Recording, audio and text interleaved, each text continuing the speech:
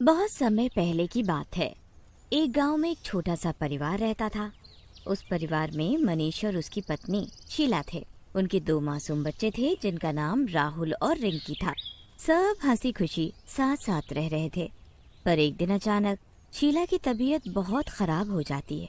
बहुत इलाज करवाने पर भी शीला ठीक नहीं हो पाती और आखिरकार उसकी मौत हो जाती है।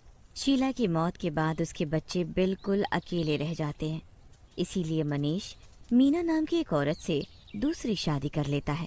शुरू शुरू में मीना बच्चों को खूब प्यार करती है, पर धीरे धीरे उसका असली रूप बाहर आ जाता है। वो बच्चों को दिन रात डांटने लगती है और कभी कभी तो उनको मारती भी है। एक रात राहुल और रिंकी आपस में बात करते हैं। दीदी, ये दूसरी माँ कितनी बुरी है ना। क्यों ना हम इसकी सारी सच्चाई बाबा को बता दें। कोई फायदा नहीं है राहुल, वो हमारी बात पर यकीन ही नहीं करेंगे। मैं ऐसा करके देख चुकी हूँ। उनको लगता है हम झूठ बोल रहे हैं और दूसरी माँ को घर से भगाना चाहते हैं। पता नहीं राहुल, भगवान क्या चाहते हैं आखिर। सब ऐसे ही चलता रहता है। राहुल और रिंकी कभी अपने बाबा को सच नहीं बता पाते। एक दिन मनीष कुछ काम से शहर चला जाता है। बस फिर तो मीना को बड़ा ही अच्छा मौका मिल जाता है। अब तो मैं इस मौके को हाथ से जाने नहीं दूंगी और इन बच्चों को ठिकाने लगा दूंगी। रात को जब बच्चे सो रहे होते हैं तो मीना उनके पास जाती है और उनको उठाती है। बच्चों, बच्चों जल्दी उठो, बच्चों जल्दी उठो। हाँ माँ, क्या हुआ? आप इतनी रात को यहाँ? तुम्हारे बाबा मुसीबत में हैं। हमें अभी के अभी उनको ढूंढने निकलना होगा। हाँ, क्या हुआ बाबा को? कहाँ है वो? तुम दोनों जल्दी खड़े हो, मैं रास्ते में तुमको सब बताती हूँ। मीना की बात सुनकर दोनों बच्चे जल्दी से खड़े हो जाते हैं और मीना के साथ साथ चल देते हैं। पूरे रास्ते रिंकी और राहुल मीना से अपने बाबा के बारे में पूछते रहते हैं, पर वो कोई जवाब ठीक से नहीं देती। थोड़ी देर बाद मीना उन दोनों को एक घने जंगल में ले जाती है। दोनों बच्चे घने जंगल को देखकर बहुत डर जाते हैं। उन्हें कुछ समझ नहीं आ रहा होता कि आखिर क्या हो रहा है। कुछ देर बाद जब सब जंगल के बीचों बीच पहुंच जाते हैं तो मीना उनको एक पेड़ के नीचे बिठा देती है।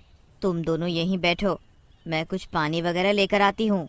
माँ, आप हमें ऐसे यहाँ अकेले छोड़कर मत जाओ। अरे डरने वाली क्या बात है, मैं हूँ ना यहाँ। तुम डरो मत, मैं बस अभी आई। मीना पानी के बहाने वहाँ से निकल जाती है और वापस ही नहीं आती।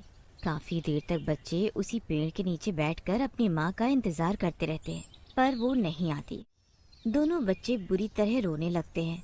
काफी ठंड भी होती है जिसके कारण वो कांपने भी लगते हैं। माँ ने हमें पागल बनाया है। उन्होंने झूठ बोलकर हमें अकेला जंगल में छोड़ दिया। क्या सच में दीदी? अब वो वापस नहीं आएंगी क्या? नहीं, अब वो नहीं आएंगी, पर हमें डरना नहीं चाहिए। हमें बाहर निकलने का रास्ता ढूंढना होगा राहुल।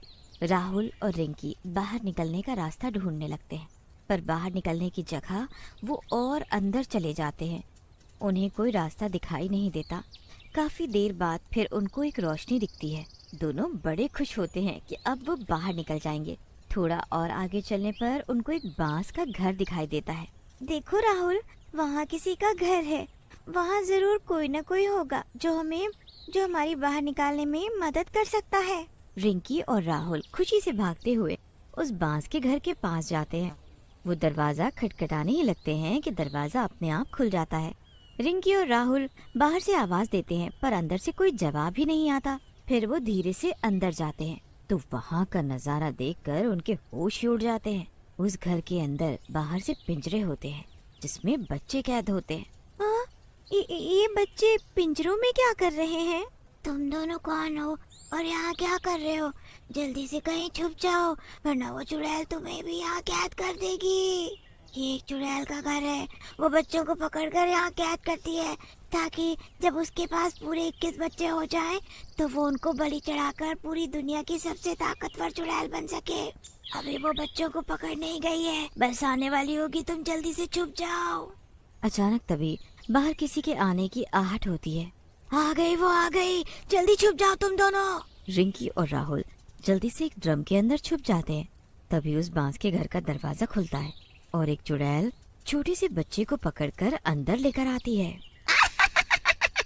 अब जल्दी से मेरे पास बच्चे पूरे हो जाएंगे और मैं उनकी बलि चढ़ाकर सबसे ताकतवर बन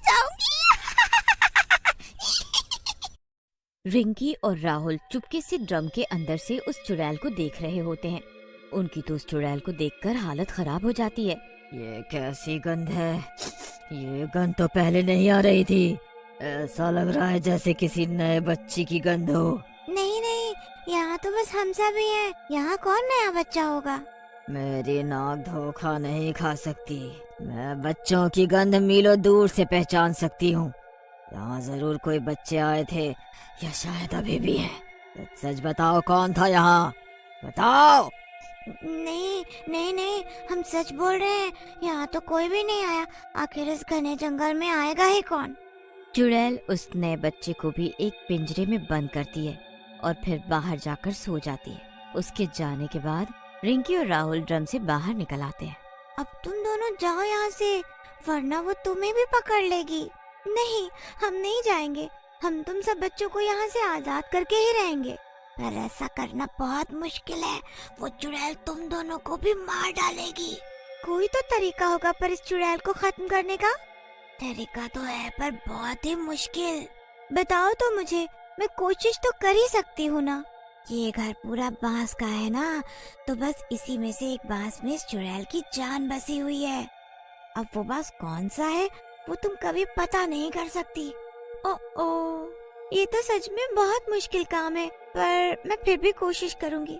रिंकी चुपके से एक एक बांस को छू छू कर चेक करती है, पर उसे समझ ही नहीं आता कि आखिर कौन से बांस में उस चुड़ैल की जान है।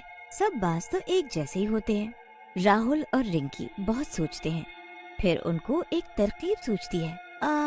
तुम उस चुड़ैल पर नजर रखो और मैं एक एक करके हर बांस पर चोट मारूंगी।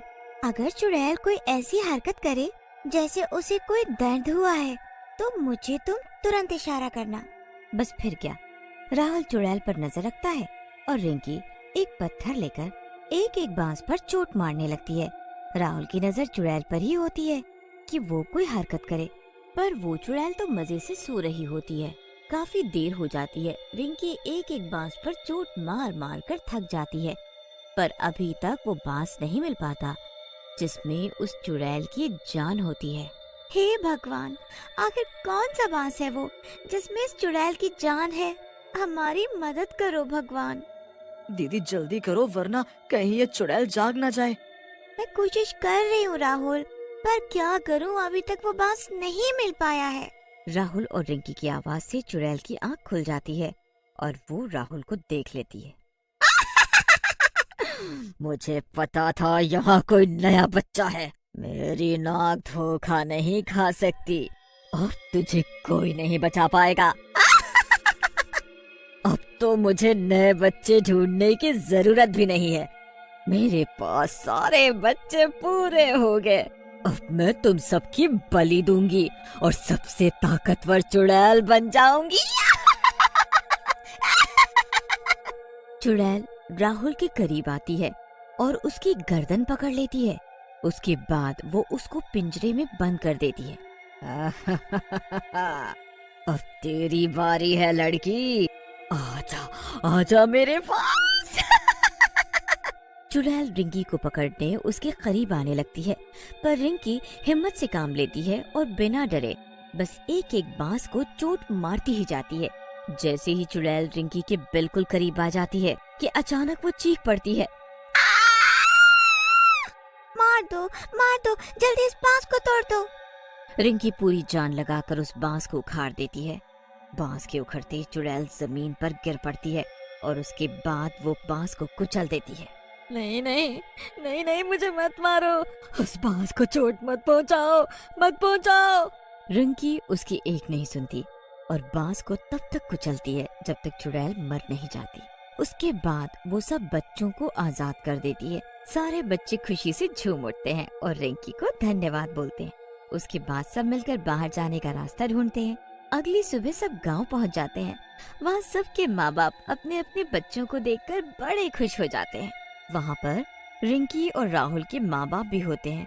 राहुल अपने बाबा को सारी बात बता देता है, जिसे जानकर मनीष गुस्से से लाल हो जाता है।